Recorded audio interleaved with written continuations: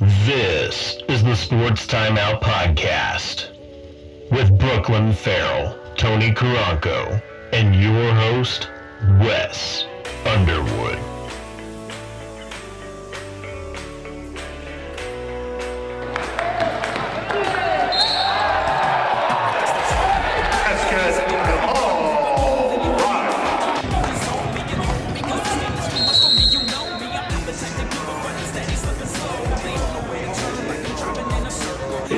Bears 63.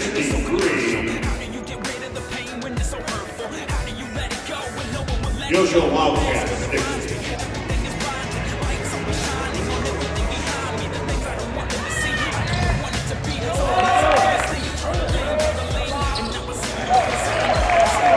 Bulldog has hit by 8.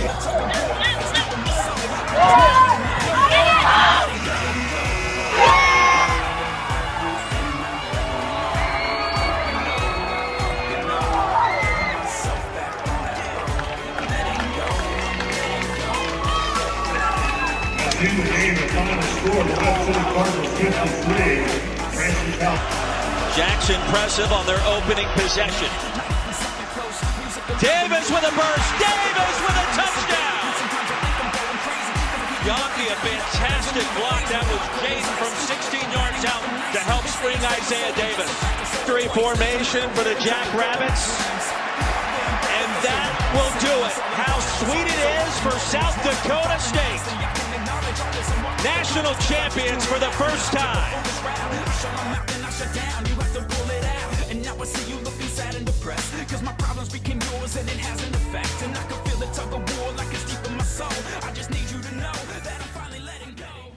And those were some of the Ghetto Taco sights and sounds from the big events this last weekend. And, welcome into the Sports Timeout Podcast, brought to you by Jefferson's and Krackin Cajun Seafood House in Joplin. Wes Underwood, along with Tony and Miss Brooklyn. You've changed a little bit. How's it going? Thanks a lot. I've transitioned to Clint Nisco. Proud to be here, and hope everything's going well. Everybody, buddy Clint joining the show this week. Glad to have him. And, you guys have a good week. Yeah. Is there Brooklyn usually the person here? Yeah. So Brooklyn actually bought a car from me. Sweet. That's why she's gone. Busy driving it. She's driving around town to Could be. get a new car. Yeah. And on that note, we'll drive into the first question, and Nice. we'll talk NCAA, and we'll go football, FCS, BCS, whatever you are, and NCAA. I mean, there's lots of divisions there. National championships happened Sunday and Monday this past week, and we'll begin with the BCS national championship as Georgia routed TCU. And I've had some time to sit on this now a little bit, and there was a quote from former NFL quarterback, Hall of Famer Kurt Warner, in which he said, "Hate that people just want to take shots. I've seen blowouts in Super Bowls before, and never once was it because a team didn't belong there. Give respect and credit to those 4 teams who made it there and did what it took to get there. So sometimes it's not your night, and other times you're outmanned, but either way, it's earned." I couldn't agree more. What are your all's thoughts there? Clint, we'll go you to start. Yeah, I was thinking about that too. I was like, because the main thing people said after this was like TCU should be exempt for 20 years after that performance or whatever it was. It's like there's like this sets. Basically, it was a good night for the SEC, right? Because they were like, see, this proves it. If Alabama was in there, it'd be way closer than blah blah blah. But I feel like that's not the point, and especially if they do go to this 12-game playoff, which I guess they're planning on. You have to. I think it's just way more fun to be like, hey, if Tulane next year goes on a run. They could. I mean, Ohio State was one bad field goal away from being in the championship, and maybe matchup wise, does that change? Maybe TCU matches up better against Ohio State. Who knows? So I think it's at one point I get it because it's like it's just unfair how Georgia has like 20 people that are probably going to be in the NFL draft first round this year, and TCU probably has like 1. But it's like that's the point of these things. It's like you never know with matchups who's going to play against each other. Yeah, Tony. I think it was very, very it was very mismatched is the word I was looking for. Yeah. I do think that TCU had a great season, but the SEC this year came to play. They had really, really good teams throughout. Tennessee did great. You have Alabama that did pretty good, even though this is the worst season they've had in like 10 years. Like, that's, in my opinion, like they deserve to be in the top 4 more. But the thing is, You're not the only one. Tennessee probably would have done a better job, in there. I think Tennessee beats all 3 teams besides Georgia in there. Yeah. I think Alabama does the same thing. Unfortunately, they all happen to be in the SEC, and do you think Alabama beats or could beat Georgia, or is Georgia just destined to win? No. What I'm saying, like, well, I mean, I think they have a shot. But that's what I was thinking. I think without a doubt they beat the other 3 teams. Yeah. Right, I see what you're saying. So, like, they just blew it against LSU and Tennessee to give them a shot. Yeah, and even then, they're very competitive teams. I would say Tennessee beats all the other 3 teams too, and I think LSU could compete very well against the other 3 teams as well. Mm-hmm. It's just the fact that the SEC is just so stacked that the college playoffs, like, people don't want to put all SEC teams in there because they're like, oh, well, now it's all the SEC playoffs. Yeah. I think with the 12-man bracket coming out in the near future, you will be able to have all they're gonna love that. Yeah, and the SEC teams are going to end up, winning the whole thing, and then from there they'll end up making it a 16-man bracket, and you'll still see the SEC dominate. Yeah. But I think the Big 12 will end up making a little bit of a, making it a little bit more competitive. I think they'll be able to draw some good recruits, but it's tough to beat Georgia. That's what I was thinking too, though, is like the fact that they got there, because the main thing I heard was that the fact that they even got to the Final Four, TCU, was like an embarrassment. It's like Big 12 sucks, blah, blah, blah. So the fact they even got there is probably a step up of, like, even just for recruiting, of like, you could be on a team that's in the national championship and play for Illinois. I don't even know who's in the Big 12 anymore, but and then that could be, that could help with recruiting. But yeah, the NCAA definitely is really excited about the 12-team playoff, because it's like, now we get the best of both worlds. We can keep Alabama in there, because even if they lose 2 games, and then worst comes to worst, if a Tulane does win, then it's an awesome story. It's going to be all over Twitter and everything. So sure. Over to the FCS National Championship, as it was almost another blowout as well. But former Joplin running back Isaiah Davis and his Jackrabbits won there, and great team win, well earned. Hope they enjoy it. Especially you, young man. Congratulations, Isaiah Davis. Yep. Is that true? He was on the South Dakota? Yeah. Oh, that's pretty cool. He was the starting running back for him. Great story. Also, is that the first time North Dakota State hasn't won?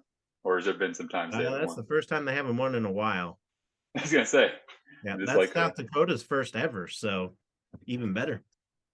Interesting that the Dakotas own the FCS. Yeah. Yeah. And last week I said it. I think that I think Isaiah Davis needs to declare for the draft if he can. Ooh. I think he's good enough to play on an NFL team, and that clock on running backs is very, very short. A good running back is good for you for 2 to 3 seasons, and after that, naturally their body starts to decay a little bit. I mean, perfect example is Ezekiel Elliott. Ezekiel Elliott was an awesome running back for Ohio State, and he had a really good first 2 seasons with the Cowboys, and now, man, I'm gonna say this, he's trash. Yeah. Just a He bit. Pollard. He just kind of went down, yeah. So you're saying possibly a Chiefs draft him. Now they have Joplin, Brandon Williams, and Joplin, Isaiah. Holy crap, we could have a Joplin team going on. Yeah. That'd be great. I mean, I think he deserves to be in the NFL somewhere. I'm sure he's better than some NFL running backs right now. Yeah. Him and Isaiah Pacheco just there we go. Lines. Yeah, Isaiah. But we'll move on in the end to the NFL, and well, playoff schedule is set. Are you guys okay with how it all unfolded? And well, who's your dark horse in the AFC and the NFC? AFC, I'm going to go ahead and go Jags. Like their coach, he's been there, he's done it, he's won. Think he's got the talent and the mindset to do it again.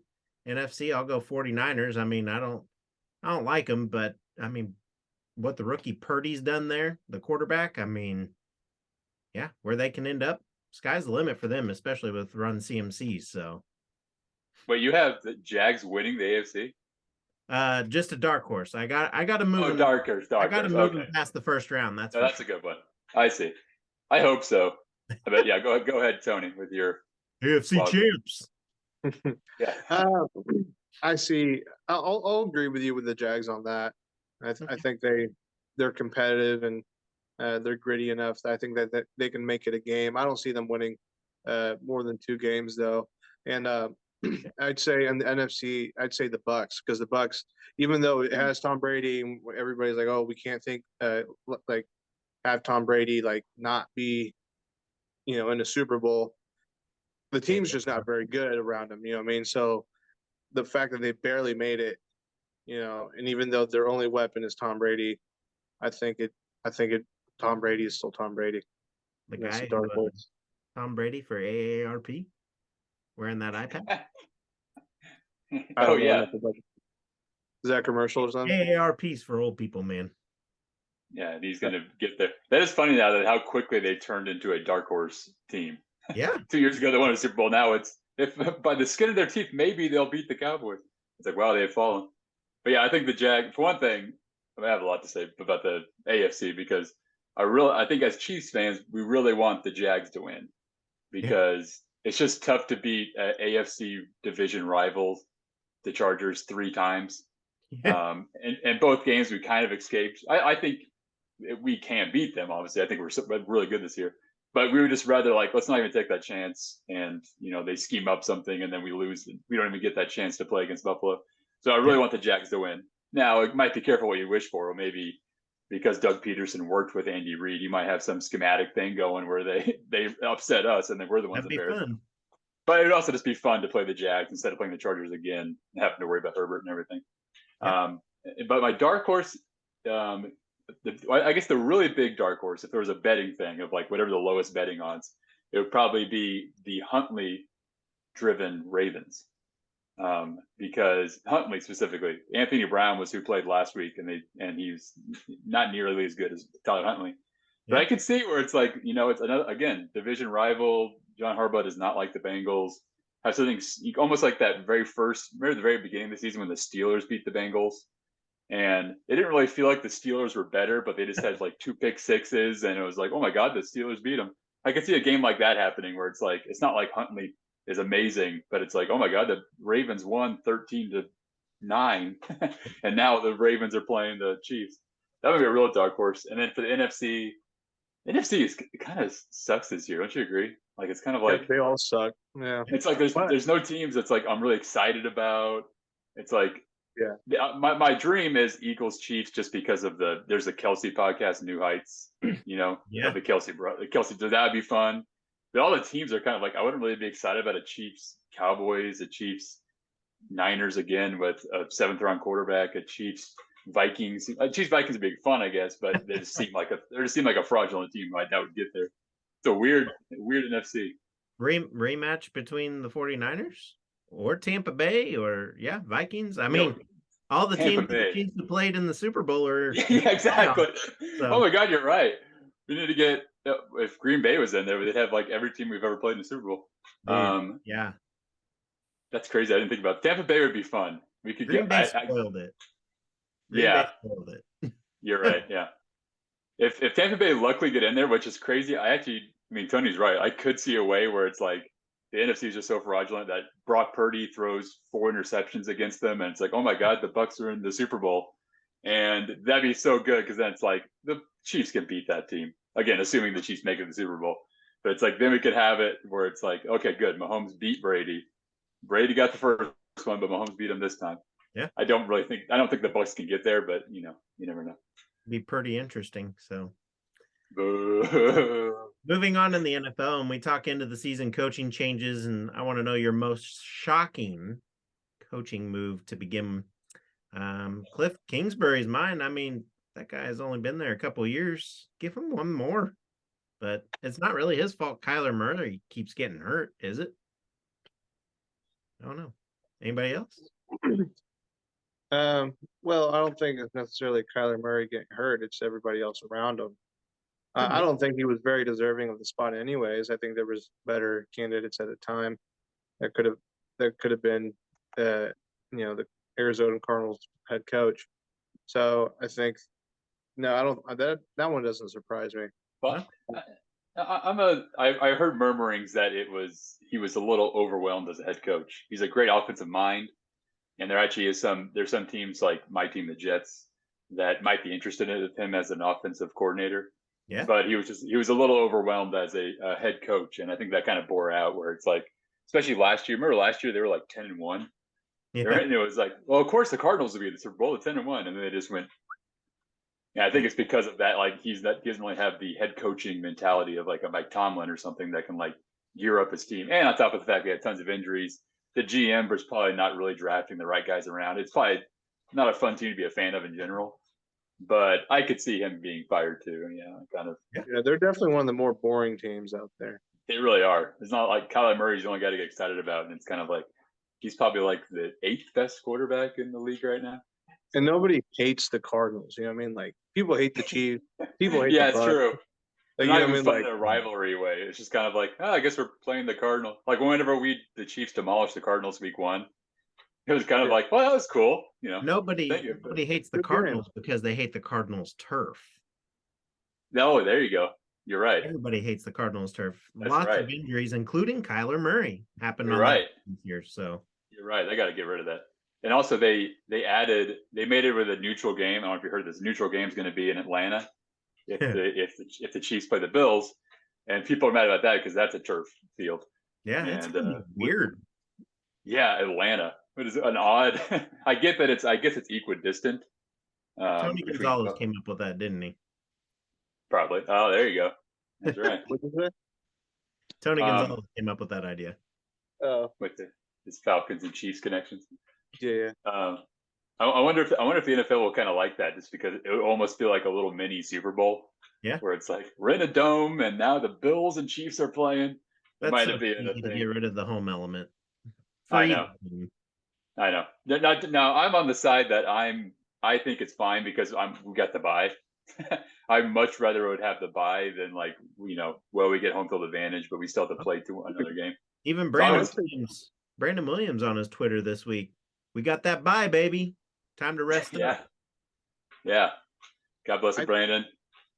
I think that I think it's honestly better for the Bills to not have the bye because they had a bye week last week and now they play this week. I think it's better for them. I think too much time off hurts you. So I think 1 week is fine, but the 2-week layoff is never really a good thing. Here's the bigger thing why it was important is because now the Bengals and Bills have to play each other.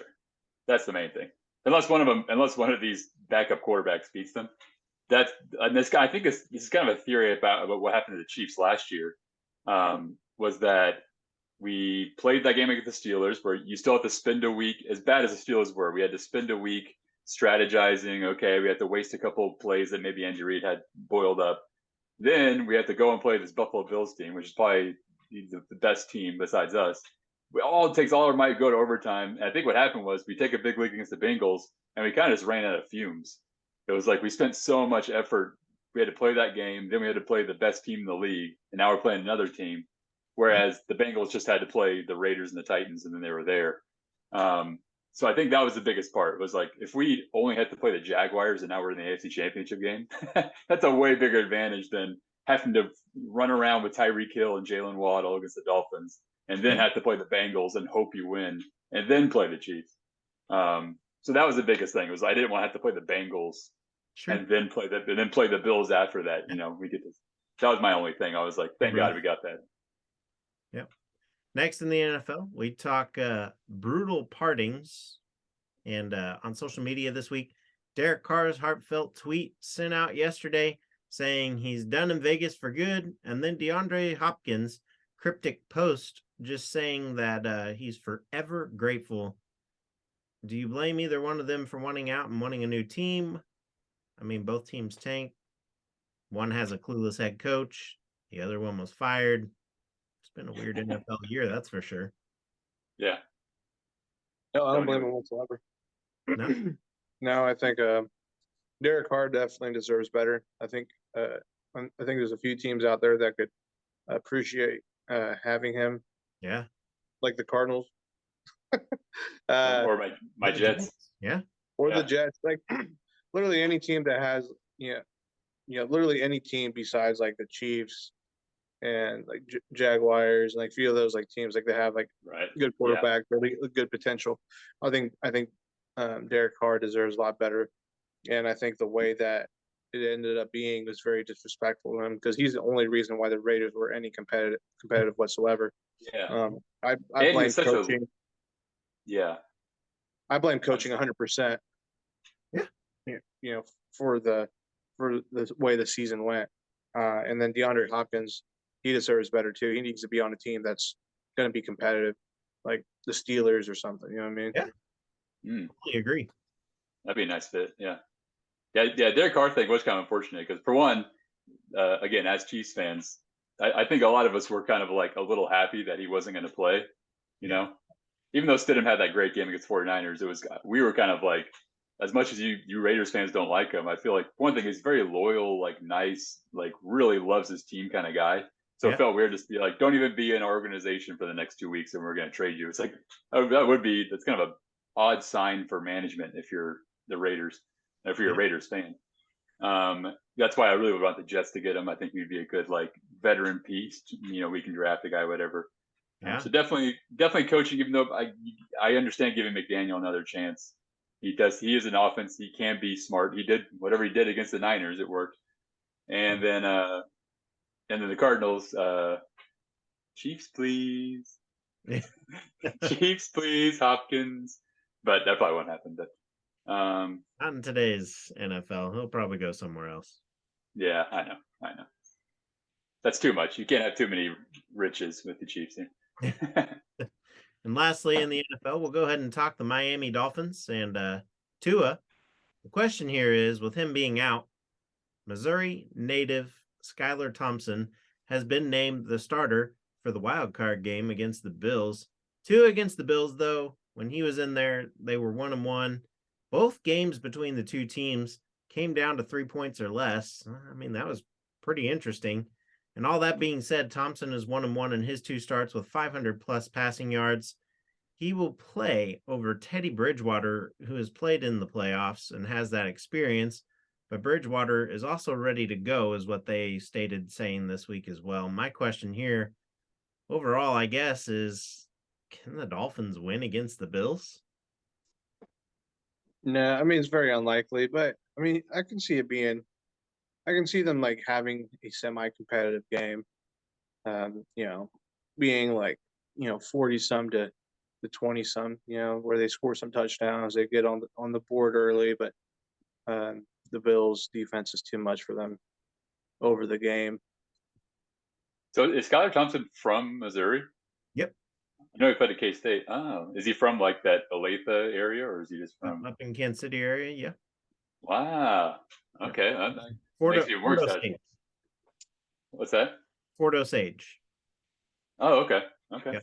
That makes me more excited then, because I as a Jets fan, I watched that whole game we played against him, and God bless him for being from Missouri, but I was not scared of him. I'll put it that way. That game was 9-6, and it was, he's a rookie or not? Is he a rookie? He's young either way, and it was a lot to put on his plate against a really good Jets defense.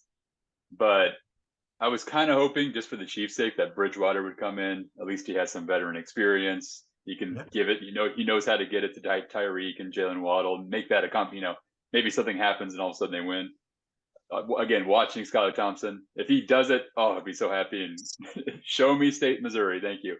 Yeah. But it was just you got to find Tyreek and Jalen Waddle, And maybe after a week of experience, he'll get better at that. But he was so slow to just getting those passes, and everybody kind of could see where he was throwing.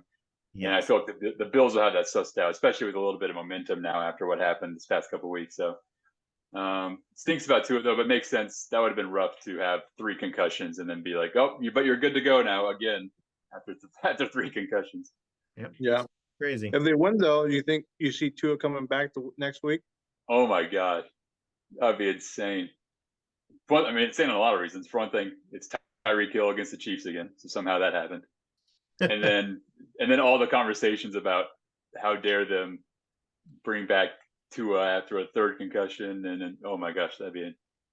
My bet would be no. I feel like they're making a statement just with this game by saying, like, even though it wasn't a related medical thing with the Hamlin thing, they might just be like, we don't want to play any medical things, push it to the brink. He's for his career and his life. We don't want to be responsible for that. So we're just going to call this season a draw for what it is. Unless they like demolish the Bills. Of course, in that case, then they'd probably just be like, you know, we demolished the Bills. Why don't we just keep going with Scott Thompson? But no, I don't think they would. On that note, we'll go ahead and head into the local sports update brought to you by Trackside Burgers. They are open at 1515 West 10th Street in Joplin. So catch them in Joplin for your tailgate and catering needs. And, the Webb City boys basketball team will host Branson tonight at 7:30. Neosho boys will host Willard tonight at 7:30 as well. Carthage will host Ozark tonight at 6 for the girls, and the boys will play at 7:30 as well. And lastly, Carl Junction boys will be on the road at Colgan High School. Tip is set for 7:30 p.m. as well. And, that being said, we bring in a special guest tonight, once again, Mr. Quin Renfro. And here's that interview. And we bring in a special guest tonight, once again, Mr. Quin Renfro. How are you, sir? Doing good. How about yourself? Not too bad. This cold weather came back again yesterday, but, it is what it is. It's winter. Yeah, no doubt. But here we are. Yet again, you make the highlight reel with, we'll play that for the audience here while we're doing this. But, I mean, you guys go down 1. 3.3 seconds left on the clock. What was the play call before you got the ball? I mean, there was no type of play call. It was just like inbound the ball, throw something up. There were 2 people in all, and I was just wide open. So got the ball, took a jab step, and then just threw it up. What went through your mind once you saw the shot clock? I mean, you kind of get it there at half court, and then it's like, oh, well, all right. Yeah, no, it's kind of funny.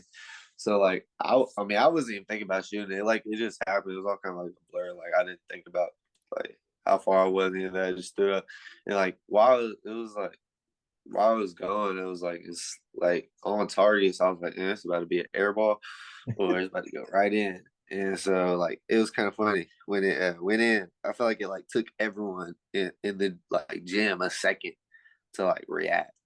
Like it didn't till the ball hit the floor. Like then that's when everyone reacted. But and that feeling immediately after the ball, when you described the crowd, were you watching the crowd or did you have a reaction yourself? Because the camera was kind of facing away from you, and then all of a sudden they pan down and you're getting tackled by your team. So. No, yeah, I just started running. I I mean, like I didn't know how to react, so I just started running. I was hyped. I mean, it's just hitting one of those shots is crazy. So I just started running. Then whole team and like some of the student section starts a pile and all that, and I'm at the bottom of it.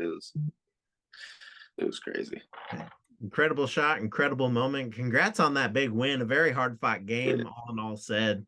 But you guys have kind of a short memory this week as you take on a very good Republic team tonight at home. Are we looking for a fast-paced game or something kind of, pretty tempoed out? We're we want to play at our own speed. So whatever we're playing at tomorrow, then or Friday, or when we play Republic, it's just gonna be the whole throughout the whole game. We're gonna try to keep that pace throughout the whole game. Republic's the type of team you just can't get like down 10 on, or they're gonna come out just taking advantage of that. So we're gonna try to keep it close and get good lead, and if we play our ball, play defense, finish. We've been working on finishing a lot. We should be perfectly fine. Good. And last thing here, kind of on a fun note, during that celebration, I mean, you kind of mentioned all that, but here on our screen, we got a picture of your dad. I mean, he's kind of just like, yeah, buddy. I mean, have you seen that going around, and what are your reactions on that? And have you talked to him about that one? Yeah, no, my dad's kind of known for reacting kind of wild to sports stuff. So, I wasn't surprised one bit. And, he talked to me after the game, and he wouldn't leave me alone about it. And all throughout school, I mean, everybody was just showing me pictures like faces and all that of certain people. So, I mean, it's definitely funny seeing all everyone's reactions, everyone's faces. So, yeah. Well, again, congratulations. Good luck tonight. And we'll see you next time. Thank you.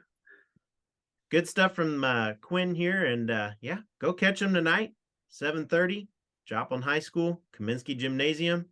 It's going to be a fun atmosphere. We'll finish out with a 2-minute warning brought to you by Hot Stone Pizzeria and winners for the best pizza in the 4 states. So grab one of them tonight. And MSSU men's and women's teams will play host to Emporia State tomorrow, as the women tip at 1:30 and the men will follow. As for Pitt, the men and women will tip off at 1:30 as well tomorrow at home, and the men will follow that game as just mentioned. So, who you got there for the MSSU men and women, Tony? MSSU for both. Okay. Good. That'd be funny to be like, yeah, both MSSU are going to lose out of nowhere. No, got to be MSSU. Hey, they got that Mount Vernon girl there. Yeah, Lacey Stokes. Yeah. Oh yeah, that caught me off guard. She's like breaking records or something. Yeah, she's doing great. Heck yeah. Next up, who you got? Pitt State men and women. I'd say Pitt State loses both. Okay. I sense bias here, and I agree. I think the men lose and the women win. The women they're just really good this year. Are they really? Yeah. Of course, Are they called the Blades? Yeah, they're pretty good. I think they beat Missouri Southern, and they were ranked 9. Caught them off guard, but they're still winning. So Are they called the Lady Gorillas, or are they just the Gorillas still? I think they used to be the Lady Gorillas. I don't know if that changed. I know they're not the Lady Lions anymore, so got in trouble. Yeah. But of course, all these games and events are pending to the weather and the current and fluid COVID-19 situation. Tune into each team's social media pages for times and updates, and music continues in the background. And it's the end of another episode for Tony, Brooklyn, and myself, and our guest Clint. Have a great, safe rest of your weekend. Enjoy some sports, and our sponsor, Jefferson's, has started breakfast, so go catch them. They open at 7 in the morning. Maple wings and waffles, maybe? I don't know. I haven't looked at the menu yet, but that sounds good. I dig that. I like their fried pickles. Fried pickles with the jalapenos. Ooh, heck yeah. Yes. But we'll take care. See y'all next week. Bye-bye. Sports. And